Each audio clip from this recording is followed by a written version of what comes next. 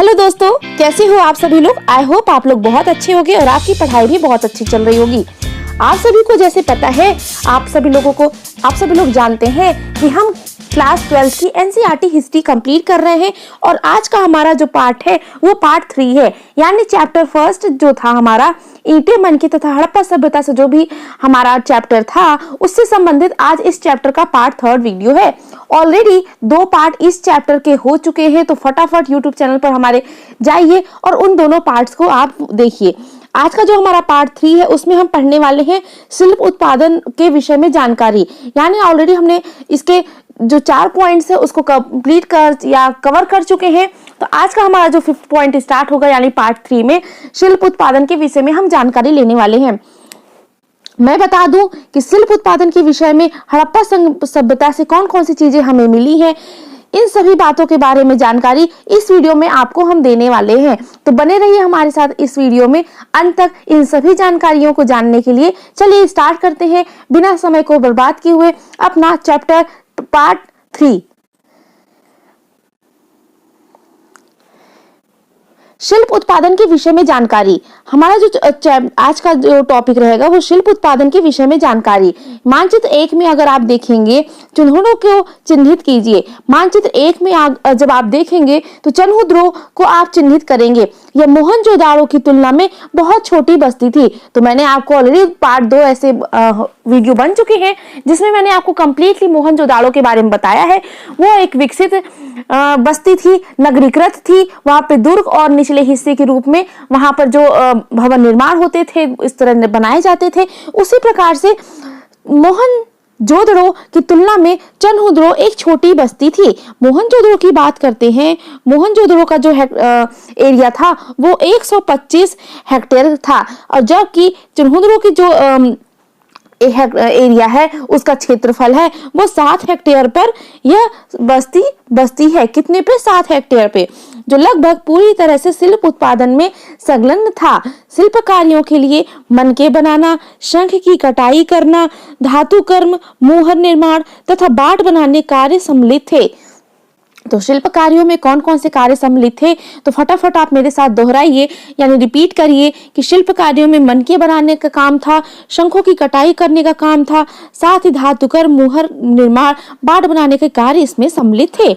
मनकों के निर्माण में प्रयुक्त पदार्थों की विविध उल्लेखनीय है। कार्निलियन यानी सुंदर लाल रंग का, कार्नियल शब्द यहाँ पर जो प्रयोग हुआ है वो किसके लिए हुआ है? सुंदर लाल रंग के लिए। कार्नियल क्या होता है? सुंदर लाल रंग का है, जिस पर स्फटिक, क्वार्ट्स, सेल खड़ी जैसे पत्थर, तांबा, कांसा और सोने जैसी धातुएं तथा शंख, फ्यांस और पकी मिट्टी सभी प्रकार के जो पदार्थ होते थे उनका प्रयोग मनके बनाने में होता था। कुछ मनके 2 या उससे अधिक पत्थरों को आपस में जोड़कर बनाए जाते थे। क्या होता था? कुछ मनके कैसे बनाए जाते थे? 2 या उससे अधिक पत्थरों को आपस में जोड़कर बनाए जाते थे। कुछ सोने के टोप वाले पत्थर होते थे। इसके कई आकार होते थे, जैसे चक्राकार, बेलनाकार, गोलाकार और खंडित होते थे। कैसे होते थे? चक्राकार होते थे, बेलनाकार होते थे, गोलाकार होते थे, ढोलककार के होते थे। कुछ इस प्रकार से ढोलककार के आकार में होते थे और खंडित होते थे, यानी टूटे हुए होते थे। तो ये हमें देखने को मिलता है कहाँ? चन्हुद्रो में जो कला विकसित होती थी, शिल्प उत्पादन जहाँ पे होता था, इस प्रकार से हमें वहां पर देखने के लिए मिल जाएंगे। तो इतनी बातें सभी को समझ में आई कि शिल्प उत्पादन के विषय में हम अगर बात करें तो हमें सबसे पहले बात करनी होगी चन्हुद्रो की, क्योंकि वहां पर जितने भी कार्य होते थे शिल्प के, वह सब जैसे मनके बनाना, शंख की कटाई करना, धातुकर, मुहर निर्माण, बाट बनाना, इन सभी का कार्य कहाँ होता था? चन्हुद्रो में होता था। आगे बढ़ते हैं। आपकी स्क्रीन पर 2 चित्र आ रहे होंगे, औजार और मनके के। औजार और मनके, ये औजार उस समय इस प्रकार के औजार बनाए जाते थे। मनके की मैं बात करूं, जिस प्रकार से आज के इस जमाने में लोग आभूषणों का प्रयोग करते हैं, उसी प्रकार से उस जमाने के जो ऐसे आभूषण होते थे उनको मनके कहते थे। क्या कहते थे? मनके कहते थे। इतनी बातें क्लियर हुई? आगे बढ़े, आप देख सकते हैं इसमें किस प्रकार की धातु का उपयोग किया जाता था। मैंने अभी आपको कुछ पत्थरों के बारे में बताया, तो इस प्रकार के पत्थरों का उपयोग करके जो खंडित होते थे, गोलाकार होते थे, बेलनाकार होते थे और ढोलाकार होते थे, इस प्रकार के पत्थरों का उपयोग करके ये मनकों का निर्माण किया जाता था। ईंट, मनके तथा अस्थियों आगे बात करते हैं, को उत्कीर्ण या चित्रकारी के माध्यम से सजाया जाता था। अभी जो पत्थर हुआ करते थे, जो अभी में हमने पढ़ा कि कुछ खंडित होते थे चित्र, कुछ गोलाकार होते थे, कुछ बेलनाकार होते थे, ढोलाकार होते थे, तो इनको उत्कीर्ण या चित्रकारी के माध्यम से सजाया जाता था। क्या किया जाता था? इन पत्थरों पर चित्रकारी की जाती थी और उसके बाद इन्हें सजाया जाता था और कुछ पर रेखा चित्र उकेरे गए थे। मनके बनाने के तरीकों में प्रयुक्त पदार्थों के अनुसार भिन्नताएं थी। मनकों बनाने के जो विभिन्न जो मनके बनते थे, उसमें हर प्रकार के जो मनके थे उनको बनाने के लिए अलग अलग तकनीकों का प्रयोग किया जाता था। पदार्थों के अनुसार भिन्नताएं थी। सेल खड़ी जो एक बहुत मुलायम पत्थर है। सेल खड़ी क्या होता था? ये बहुत मुलायम पत्थर है पर आसानी से कार्य हो जाता था। कुछ मनके सेल खड़ी चूर्ण के लेप को सांचे में ढालकर तैयार किए जाते थे। तो कुछ मनके कैसे तैयार किए जाते थे? जो सेल खड़ी था, इसके पत्थर से जो चूर्ण निकलता था, उसको उसके लेप को सांचे में ढालकर कोई भी आकृति तैयार कर दी जाती थी। जब वो ठोस अवस्था में आता था तो हमें एक नई आकृति मिलती थी। इससे ठोस पत्थरों को बनने में केवल ज्यामितीय आकारों के विपरीत कई विविध आकारों के मनके बनाए जा सकते थे। सेल खड़ी के सूक्ष्म मनके कैसे बनाए जाते थे? यह प्रश्न प्राचीन तकनीकों का अध्ययन करने वाले पुरातत्वविदों के लिए एक पहेली बन चुका है। यानी सेल खड़ी से जो सूक्ष्म मनके होते थे, छोटे छोटे यानी बहुत छोटे छोटे जो मनके होते थे, वो ये कैसे बनाते थे? जो उस समय के जो आदमी होते थे, उसमें जो कारीगर होते थे, वो कैसे बनाते थे? यह जो पुरातत्वविद हमारे हैं, जो खोज करता है, उनके लिए आज भी पहेली बना हुआ है कि उस समय भी जबकि मशीनों का विकास नहीं हुआ था, किसी भी उपकरण का उपयोग वो नहीं करते थे, लेकिन फिर भी किस प्रकार से इतने छोटे छोटे कारीगरी करके मनके तैयार कर लिए करते थे। आगे बढ़ते हैं, अब बात करते हैं पुरातत्वविदों द्वारा किए गए प्रयोगों में दर्शाया है कि कार्नियल का लाल रंग पीले रंग के कच्चे माल तथा उत्पादन के लिए विभिन्न चरणों में मनकों को आग में पकाकर प्राप्त किया जाता था। मैंने अभी आपको बताया जो कार्नियल होता था वह किसके लिए प्रयोग हो रहा है? लाल रंग के लिए, यानी रेड कलर के लिए। ठीक है, रेड कलर के लिए क्या कॉर्नियल शब्द उपयोग हो रहा है। पीले रंग के कच्चे माल तथा उत्पादन के विभिन्न चरणों में मनकों को आग में पकाकर हम क्या करते थे? विभिन्न रंग प्राप्त करते थे। पत्थर के पिंडों को पहले अपरिष्कृत कर आकारों में तोड़ा जाता था, यानी जो बड़े बड़े पत्थर के टुकड़े थे उन्हें सबसे पहले क्या किया जाता था? छोटे छोटे टुकड़ों में तोड़ा जाता था। क्या कहते? छोटे छोटे टुकड़ों में हम तोड़ते थे, विभाजित किया करते थे और फिर बारीकी से शल्क निकालकर इन्हें अंतिम रूप दिया जाता था। घिसाई, पॉलिश और इसमें छेद करने के साथ ही यह प्रक्रिया पूरी होती थी। किसके साथ? घिसाई, पॉलिश और इसमें छेद करने के साथ ही यह प्रक्रिया पूर्ण होती थी। चन्हुद्रो, लोथल और हाल ही में धौलावीरा से छेद करने के विशेष उपकरण मिले हैं। तो कहां कहां से हमें ये छेद करने वाले उपकरण मिले हैं? तो मिले हैं चन्हुद्रो, लोथल और धौलावीरा। चलिए मेरे साथ बोलेंगे, छेद करने वाले उपकरण हमें मिले हैं चन्हुद्रो, लोथल और धौलावीरा। चन्हुद्रो, लोथल और धौलावीरा। यदि आप मानचित्र 1 में देखेंगे, नागेश्वर तथा बालाकोट को चिन्हित करें तो आप पाएंगे कि दोनों बस्तियां समुद्र तट के समीप थीं। नागेश्वर तथा बालाकोट दोनों बस्तियां जो थीं वो किसके समीप थी? समुद्र के समीप आपको देखने को मिलेंगी। ये शंख से बनी वस्तुओं, उसमें से चूड़ी, करछियां और पिचकारी वस्तुएं सम्मिलित है। अब जो समुद्र के किनारे थी, तो समुद्र में आपको पता है कि हमें शंख की उपलब्धता देखने को मिलती है। समुद्र में बात करें तो जहां पर चूड़ियां, करछियां और पिचकारी की वस्तुएं सम्मिलित हैं, के निर्माण की वस्तुएं हमें देखने को मिलती हैं। के निर्माण के विशिष्ट केंद्र थे और ये चूड़ी, करछियां, पिचकारी के विशिष्ट केंद्र भी थे। कौन से? नागेश्वर और बालाकोट, क्योंकि ये समुद्र के किनारे अवस्थित थे। इस प्रकार यह भी संभव है कि चनहुंद्रो और लोथल से तैयार माल जैसे मनके, मोहनजोदड़ो और हड़प्पा जैसे बड़ी शहरी केंद्रों तक लाया जाता था। तो ये छोटे छोटे बस्तियों में जो भी मनके तैयार होते थे, जो भी पिचकारी होती थी, इनको मोहनजोदड़ो और हड़प्पा जैसे जो बड़े शहर थे वहां पर व्यापार के लिए लाया जाता था। आगे बढ़ते हैं। उत्पादन केंद्रों की पहचान। अब उत्पादन केंद्रों की पहचान करना है हमें उत्पादन केंद्रों की पहचान करना है। शिल्प उत्पादन के केंद्रों की पहचान के लिए पुरातत्वविद समांतर निम्नलिखित को ढूंढते हैं। प्रस्तर पिंड, पूरे शंख, तांबा अयस्क जैसा कच्चा माल, औजार, अपूर्ण वस्तु में त्याग दिया गया माल और कूड़ा करकट। इन सभी वस्तुओं से हम अंदाजा लगा सकते हैं कि उत्पादन केंद्र कौन कौन से थे, यानी जहां पर सभी वस्तुओं का उत्पादन होता है, उनको बनाया जाता है, ऐसे कौन कौन से स्थान थे।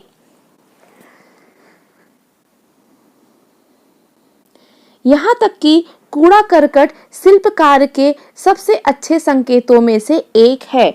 जो कूड़ा करकट होता था वो शिल्प कार्य के सबसे अच्छे संकेतों में से एक है। उदाहरण के लिए यदि वस्तुओं के निर्माण के लिए शंख अथवा पत्थर को काटा जाता है तो इन पदार्थों के छोटे टुकड़े के रूप में उत्पादन के स्थान पर फेंक दिए जाते थे।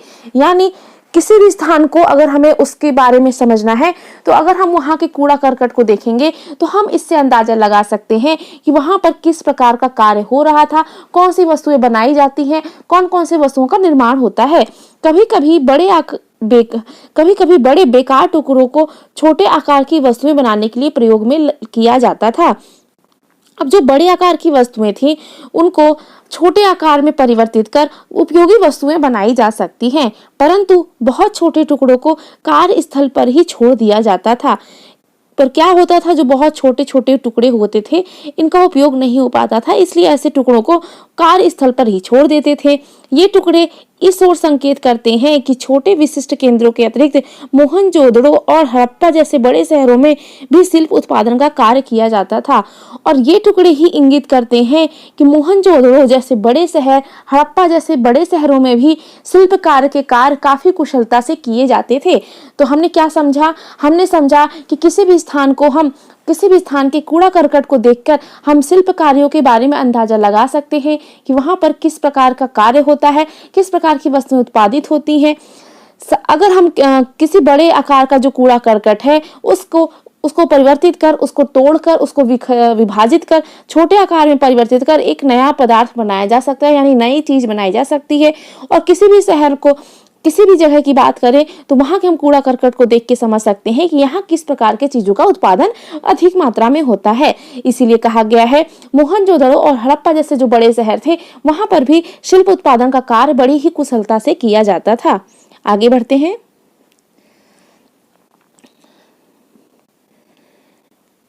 माल प्राप्त करने संबंधी नीतियां। माल प्राप्त करने संबंधी नीतियां क्या थी? जैसा कि स्पष्ट है कि शिल्प उत्पादन के लिए कई प्रकार के कच्चे माल का प्रयोग होता था। अब आपको पता है किसी भी चीज को बनाने के लिए हमें सबसे पहले क्या चाहिए होता है? हमें रॉ मटेरियल चाहिए होता है, यानी कच्चा माल चाहिए होता है। तो माल हमें प्राप्त करने की नीतियां क्या थी उस समय?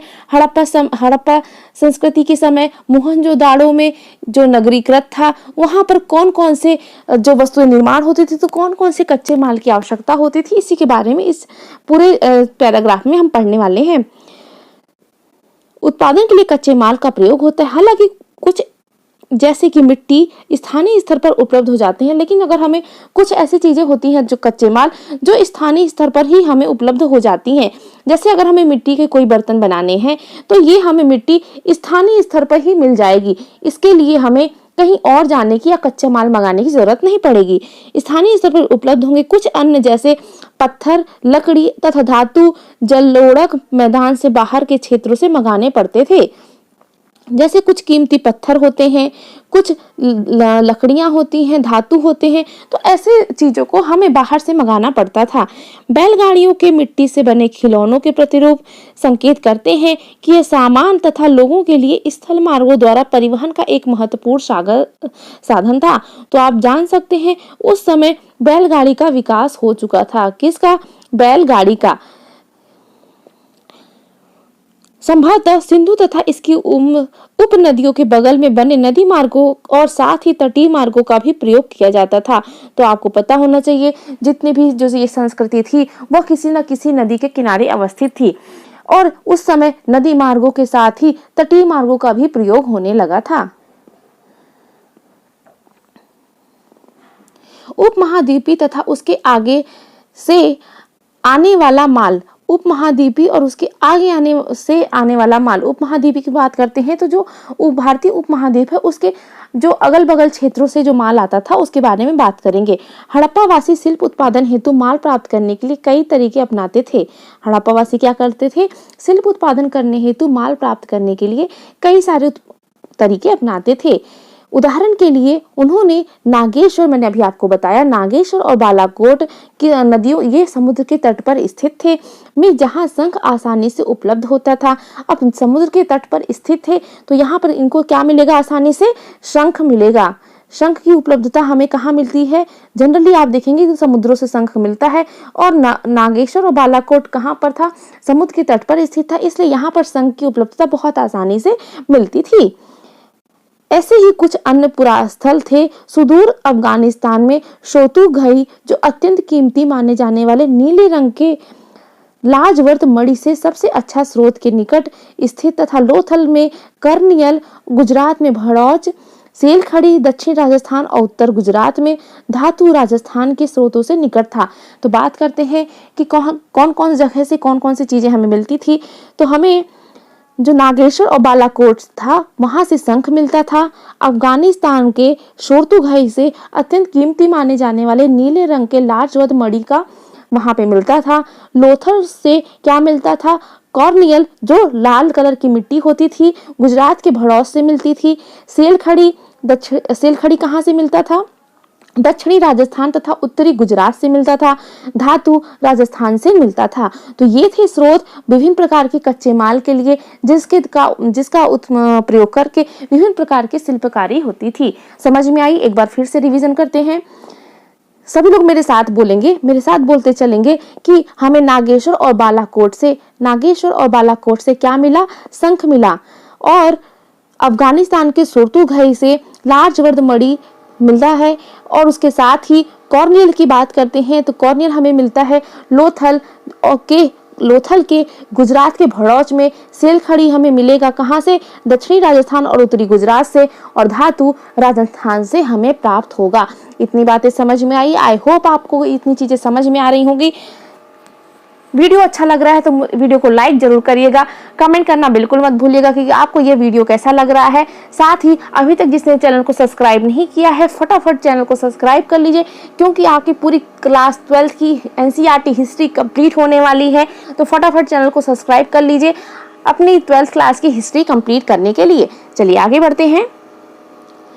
कच्चा माल प्राप्त करने की एक अन्य नीति थी। राजस्थान के खेतड़ी अंचल तांबे के लिए प्रसिद्ध था।